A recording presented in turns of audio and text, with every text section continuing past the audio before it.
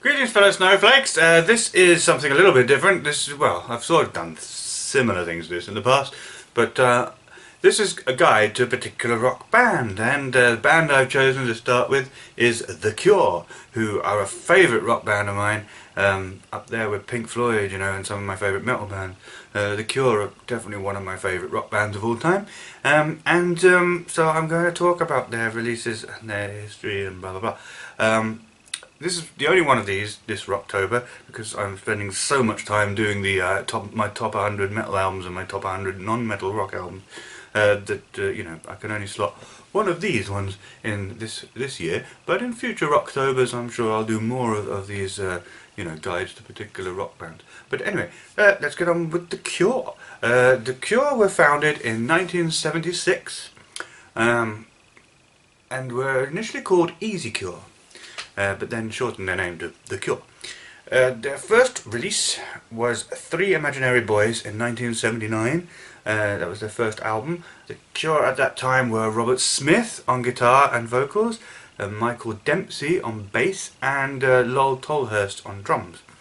Yeah, Three Imaginary Boys, it's sort of, I guess you could call it post-punk, but it's sort of like a punky, a pop-punk kind of album. It's a very rough, interesting, weird kind of thing, really. Great track like 10:15 Saturday Night opening. Got a cover of Foxy Lady by Jimi Hendrix on here.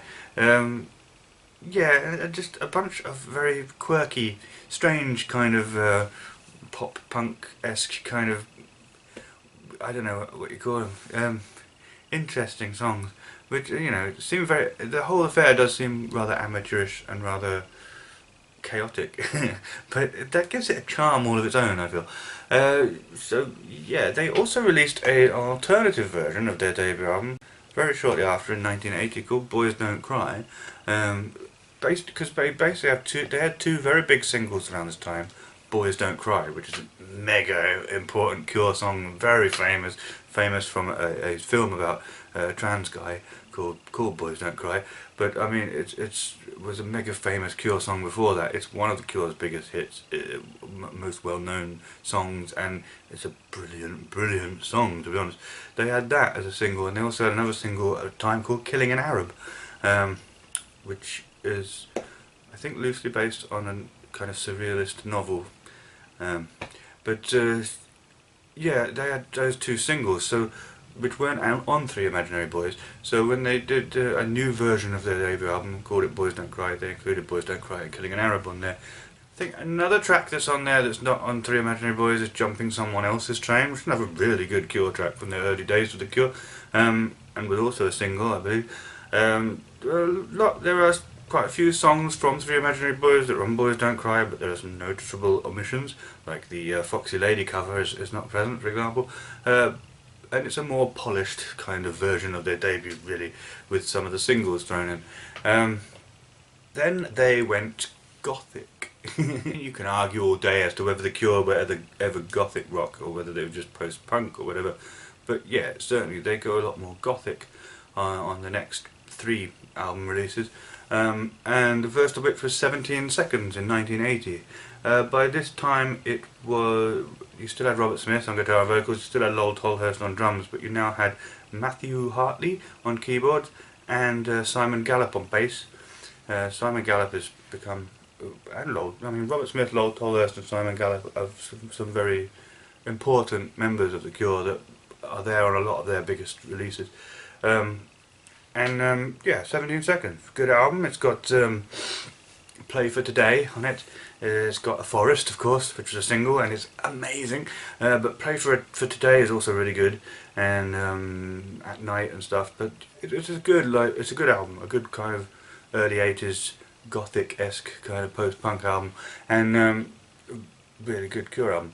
But then they went even one better in their next album. In 1981, they released Faith, which is a lot of Cure fans' favourite Cure album. I mean, it's Faith or it's Disintegration, really. They're the two that seem to get the most praise from, you know, die-hard Cure fans. Faith is, and it's brilliant. Yeah, now it's basically a threesome of Robert Smith and Simon Gallup and Lol Tolhurst, yeah, Faith is an amazing album. It's amazing. The Holy Hour, which opens it, is a lot of atmosphere, and you know, you've got a single again, Primary, and you've got Other Voices, another really atmospheric kind of track, and All Cats Are Grey, which is very somber and very melancholy and kind of beautiful. The Funeral Party, another melancholy, kind of dirgy kind of one.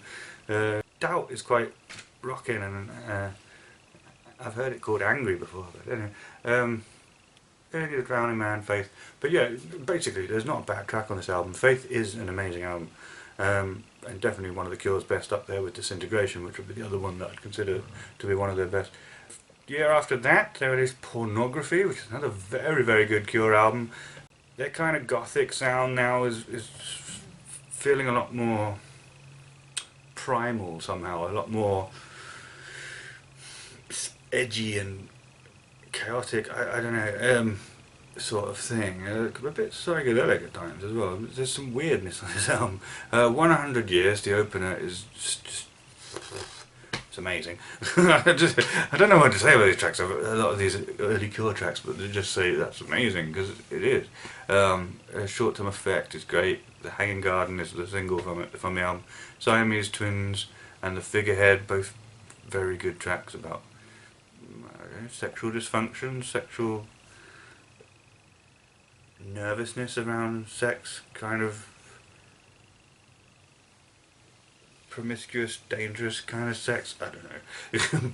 But they're both really good songs. Strange Day, which kind of seems lyrically to be quite suicidal to me, about going into the waves and letting them drown you, sort of thing. Very atmospheric, very beautiful, very melancholy. A Strange Day is one of my favourite Cure tracks, to be honest. Cold is very good. Pornography is very weird, but yeah, Pornography is a great album. Then something weird happened. The Cure kind of went a bit synth pop for a couple of singles, and then did the very famous Cure song, but with quirky jazz kind of feel to it, called Love Cats, which is an uber famous Cure song, but not their usual style, because it's got that weird jazzy thing going on, kind of jazz pop, you know, alternative jazz pop kind of, I don't know what you'd call it. But these three singles, Let's Go to Bed and The Walk, which were kind of synth pop in style, and Love Cats, which is, as I say, kind of quirky alternative jazz pop thing. With these three singles and their B-sides were put on a release called Japanese Whispers, which is definitely worth getting, because Let's Go to Bed and The Walk are amazing, and Love Cats is amazing, and actually a lot of the B-sides are also amazing. The Dream and Just One Kiss and The Upstairs Room, they're great tracks, you know, Lament. So I would definitely recommend Japanese Whispers. Don't just stick to their studio albums. This kind of counts as a sort of studio album that's not really a studio album, if you know what I mean, because it's an album length collection of essential Cure tracks. So, even though it's really a collection of singles and B-sides, it sort of counts as a sort of a studio album of the Cure's. It's an essential part of their canon, if you like. And then the Cure go through to their late 80s phase, where they really come up with the Cure sound, really, because in the early 80s you can say they were sort of post-punk gothic rock, you know. Obviously they're very unique, they're very the Cure throughout all of that, but yeah, you can sort of slot them into those sorts of genres. By the late 80s the Cure have their own sound, and nobody sounds like the Cure, and the Cure is the Cure. It's its own genre almost by the late 80s, and I mean, you have lush keyboard stuff, you have a vaguely gothic-esque kind of feel to the rock side of what, to the kind of guitar and drum side of what they do, but so much more romantic and beautiful and lush than that. And yeah, the Cure. By the late 80s, it's not a specific genre of rock music. It's just the Cure.